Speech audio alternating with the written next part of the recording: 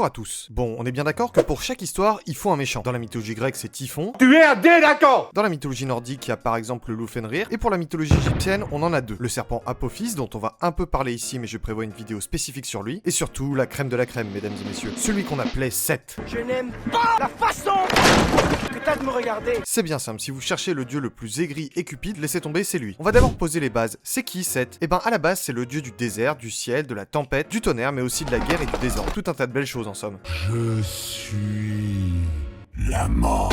On raconte que le tonnerre, bah c'était sa voix. Mes ailes, un ouragan. Oui, bah j'ai compris! Ce dieu qu'on appelait aussi le dieu de grande force ou le dieu rouge, il représentait pas que la tempête, mais aussi un peu tous les événements naturels qui peuvent te tomber sur la tronche et te réduire à l'état de momie comme les tempêtes de sable, des sécheresses, etc. On le représentait généralement sous la forme d'un canidé ou d'un homme avec une tête de canidé. Mais alors faudrait vraiment m'expliquer lequel. Hein. C'est pas vraiment une tête de chien, c'est pas une tête de chacal non plus, ça ressemble très vite fait à un tapir mais vraiment de loin. Franchement, aucune idée. Selon cette histoire. Le problème, c'est que l'image de Seth a pas mal évolué au fil des siècles et des pharaons de l'Égypte antique. Le bougre est passé de dieu adulé par les pharaons pendant la deuxième dynastie, par exemple, à un dieu qui représente le mal par excellence, Je suis le mal nécessaire. en passant par dieu de la guerre bien utile pendant les batailles sous le Nouvel Empire, protecteur des caravanes, dieu des roues, oui, c'est pas une vanne, ou protecteur de la barque du dieu solaire Ra. Bref, c'est un peu le bazar avec lui. C'est un bordel. Mais on va essayer de retracer un peu sa vie et voir si c'est vraiment le bad guy de la mythologie égyptienne. On est parti.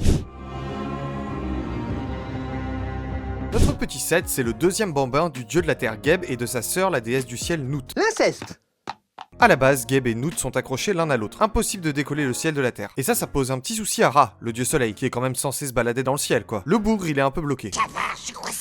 Le père de Geb et Nout, le dieu Chou, va tirer sa fille de toutes ses forces et hop, les amoureux sont enfin décollés. L'eau et l'air peuvent circuler et Ra est enfin libre, mais un poil vénère. Il sait que Nout est enceinte de 5 enfants, et il la condamne à ne pas pouvoir donner naissance dans aucun des 12 mois de l'année. Si vous êtes bon en maths, ça veut dire qu'elle peut pas mettre ses enfants au monde, tout simplement. Je sais pas super bien compter, mais les dates c'est mon rayon. Mais le dieu de la sagesse et de l'écriture Thoth, il peut pas s'empêcher d'intervenir dans les histoires des autres. Il va voir la lune et lui demande de rajouter 5 jours en plus à la fin de l'année. Plutôt malin de sa part, faut dire. Big brain. C'est ainsi que Nout donne naissance à une tripotée de bambins. D'abord Osiris, l'aîné, Seth le second, et les deux sœurs, Isis et Nephthys. Voilà, là normalement à ce stade on peut dire que tout va à peu près bien, mais vous allez voir ça va très vite déraper. Un jour Geb décide de prendre sa retraite anticipée et de se retirer dans le ciel. Il avait peut-être fait toutes ses annuités, hein, on sait pas. J'ai 4000 € de retraite. Il décide de partager l'Égypte entre ses fils. Osiris, l'aîné, il se met bien. Il reçoit le trône d'Égypte. Et Seth, lui, pinote. On lui donne les déserts qui entourent l'Égypte, les endroits dangereux, sans civilisation ou stériles. Autant dire qu'il est pas joyeux. Mais c'est quoi la tisane là? Vous vous y attendiez un peu, on est dans la mythologie, il faut toujours qu'il se passe un truc entre frères et sœurs. Osiris se marie avec sa sœur Isis, qui devient reine, et Seth, il finit avec Nephthys, qui lui donnera le nombre faramineux de 0 enfants. Ah pas quand on est le dieu de la stérilité, on l'est jusqu'au bout. Hein. Mais Seth, il va pas se laisser faire comme ça. Il compte bien récupérer le trône, il va pas se contenter des vieux endroits qu'on lui a laissés. En plus, Osiris en a profité pour faire un enfant avec sa femme, Nephthys, le dieu Anubis, dont on a déjà parlé. Autant dire que c'est même plus de la jalousie là, il veut juste lui faire sa fête. Et ça empire d'année en année. Bâtard de tes morts. Le cercueil de tes morts, tu vas licher. Plus il voit son frère Osiris apporter que des bonnes choses à l'Égypte et se faire aduler par tout le monde, plus il bouillonne. En dieu bien fourbe et malin, il va concocter un plan. Déjà, Seth réalise assez vite qu'il pourra pas s'attaquer à son frangin comme ça, devant tout le monde, puisqu'il est super bien protégé par la reine, la déesse Isis, qui veille au grain. Personne n'a le droit de vous toucher. Il appelle donc 72 amis à lui, et tous ensemble, ils confectionnent un cercueil. Mais pas n'importe quel cercueil, non, un magnifique sarcophage. La belle pièce quoi, pile poil aux dimensions d'Osiris en plus, comme par hasard. Puis, il patiente, il attend son heure. Pour fêter les 28 ans de son règne, Osiris organise une grosse fiesta. Il invite tout le monde, dont Seth bien évidemment. Notre dieu du mal arrive avec une petite surprise, le fameux sarcophage. Cadeau de Noël. Il le fait essayer à différents invités en leur promettant un joli petit cadeau, mais aucun n'arrive à s'installer dedans. Finalement, Osiris s'avance et décide lui aussi de tenter sa chance. Vous voyez le truc venir, hein? Il s'allonge dedans et direct Seth et ses complices referment le sarcophage. Je jure que tu finiras castré. Et s'occupe du cas des quelques courageux qui auraient le malheur d'essayer d'aider le roi. Il balance le cercueil à la mer et Seth peut enfin monter sur le trône, à son tour de régner. Chante pour moi.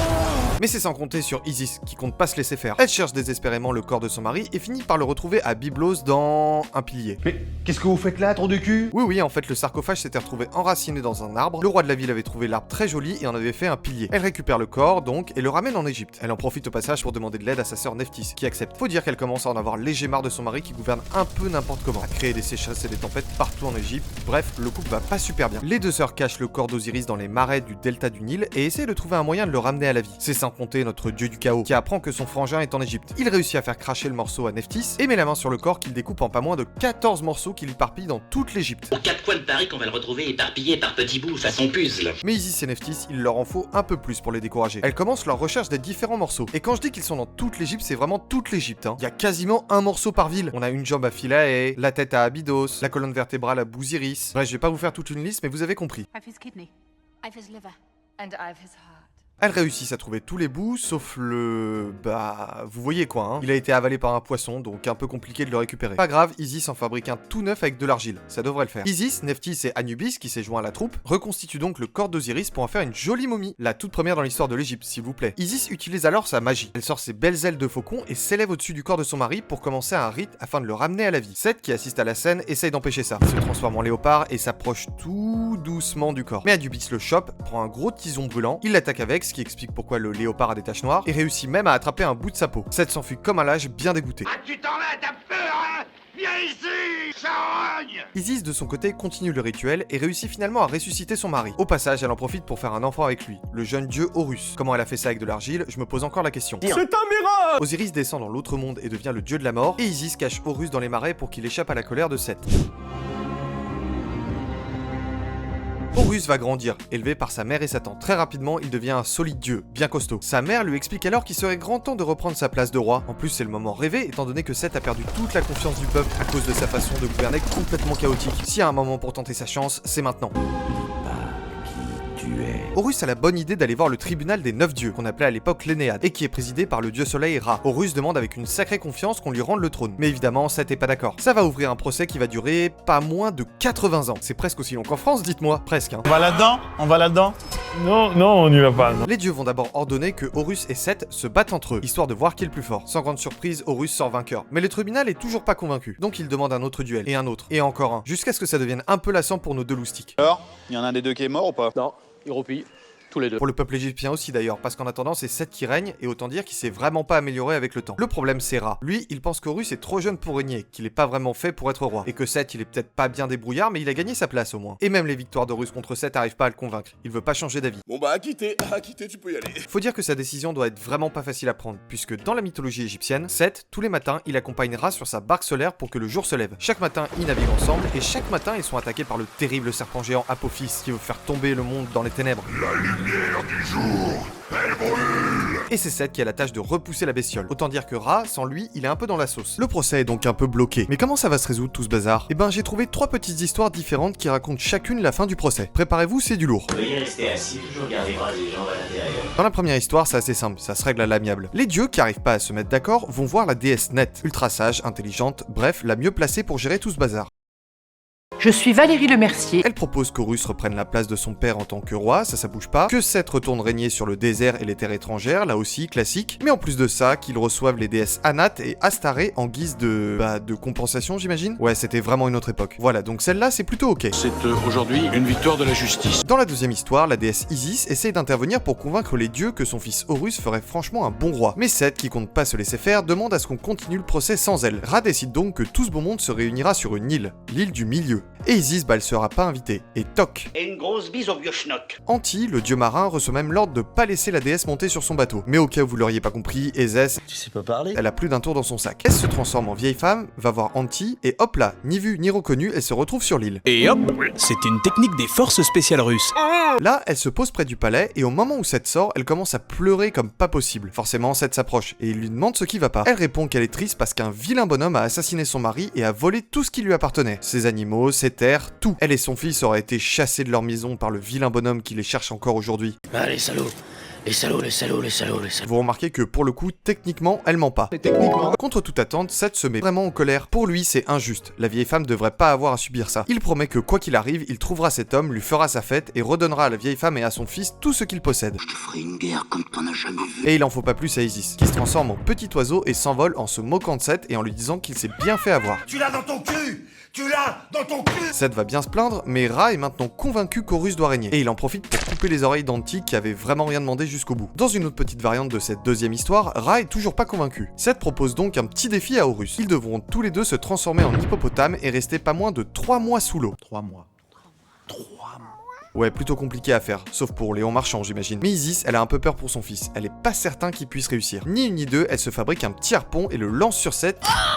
Putain de sa mère, enculé! Qui forcément sort de l'eau en hurlant comme il faut. Isis, elle se dit qu'elle est allée un peu trop loin et elle le libère. Mais Horus sort lui aussi de l'eau ultra en colère contre elle. Est-ce qu'il l'engueule? Est-ce qu'il part bouder? Non non, il lui coupe la tête, propre et nette, et l'emporte dans le désert. Un poil abusé comme réaction je dirais. Cela réduit peut-être un peu mon acte, mais bon, on est humain. Horus va être puni par les dieux et se fait arracher un œil, mais il est soigné par la déesse de l'amour Hathor, et Isis revient à la vie, bref, tout ce beau monde est pas bien plus avancé. Finalement, Thoth, qui en a un peu marre de tout ce foutoir, va jusqu'aux enfers voir Osiris pour lui expliquer que bah ça serait bien de filer un petit coup de main et de résoudre tout ça. Mais vous n'avez rien à estimer, préparez vos compotes et foutez-moi la paix. Quand il apprend toute l'histoire, Osiris rentre dans une colère noire et menacera d'envoyer tout plein de calamités démons sur la terre si son fils est pas remis sur le trône Phissa. Alors là je peux vous dire que tous les dieux ils font pas les malins. Même si Ra est pas vraiment d'accord, il couronne Horus direct et Seth bah une petite punition divine bien vénère. Et vous vous foutez de moi là en ce moment, hein? Mais bon, Ra c'est pas non plus un type bien méchant. Il sauve les miches de Seth en lui offrant une place sur sa barque solaire. Et comme je vous le disais, depuis tous les matins, quand Ra traverse le ciel sur sa barque solaire et que le soleil se lève, c'est Seth qui l'accompagne pour le protéger d'Apophis. Alors pas mal cette version, hein? Mais là on arrive à la dernière, la plus sombre. Accrochez vos ceintures. Prêts les enfants? Pour des raisons que vous allez très vite comprendre, ça va être assez imagé. Seth, il est encore embourbé dans son procès contre Horus, et il arrive toujours pas à convaincre les dieux que c'est lui qui devrait être roi. Un soir, il invite son neveu dans la tente. Ils discutent, ils vont se pioter, tranquillou. Sauf que Seth, il est prêt à tout pour le trône. Il se lève dans la nuit et tente d'abuser d'Horus, qui se défend comme il peut, reçoit un peu du lait de Seth dans les mains et s'enfuit de la tente. Son regard, ses yeux m'ont pénétré. Direct, il va voir sa mère, qui a tout de suite une idée. Elle coupe les mains de son fiston sur lesquelles il y a encore le... Bon, je vais pas vous faire un dessin, quoi. Mauvais sperme! Elle les balance à la flotte et en fait pousser de nouvelles pour Horus. Puis, elle récupère le lait de son fils, cette fois-ci, et au petit matin, elle met discrètement le liquide dans le petit déj de Seth. Une laitue. Oui, c'était son plat préféré. Pas de jugement. C'est une blague? Quelques heures plus tard, après un bon petit déj, j'imagine, Seth va voir les dieux et leur dit qu'il a humilié Horus cette nuit, en abusant de lui. Les dieux sont dégoûtés et forcément, ils penchent direct pour Seth. Mais Horus nie en bloc. Il dit qu'il lui est rien arrivé. Pire, que c'est lui qui a abusé de son oncle, pas l'inverse. Toutes celles que j'ai escortées, je les ai baisées. Et pour le prouver, il demande à ce qu'on appelle le lait à chacun. Thoth, encore lui, décidément, se dévoue pour invoquer le lait. Il commence par Horus, s'approche de lui et demande au lait de Seth de sortir de son corps. Le lait crie depuis le marais. Allez vous faire mettre! Et c'est réglé. Horus a rien à se reprocher. Puis Thoth s'avance vers Seth et demande au lait d'Horus de sortir. Le lait demande simplement par où il doit sortir. Thoth répond qu'il peut venir par le front et oh, qu'est-ce que ça fait là? Bonjour! Tout le liquide sort du front de Seth en prenant la forme d'un superbe disque en or. Humilié, notre chacal s'enfuit en jurant qu'il se vengerait. Voilà, je sais pas vous, mais ces deux dernières versions, elles partent vraiment loin, non? Surtout quand on sait que Seth, il s'est pas vraiment arrêté à Horus, question tentative de... Il a par exemple tenté le coup avec Isis en prenant la forme d'un gros taureau et en lui courant après, sans y arriver, je vous rassure. Moi, je suis un bel enfoiré. Avec la déesse Anat qui lui avait été offerte par les dieux dans la première version de l'histoire, ou encore avec la déesse à tête de cobra Wadjet qui va carrément tomber enceinte. Une belle ordure, comme on dit dans le jargon politique. Si rien que ça suffit pas à faire de lui le pire méchant toute mythologie confondue, je sais pas ce qu'il vous faut. Mais petite question, avec toutes ces histoires, Seth il a dû devenir un personnage ultra connu aujourd'hui, non? Si Osiris est si populaire aujourd'hui, c'est pas logique que son frère le soit aussi? Eh ben non.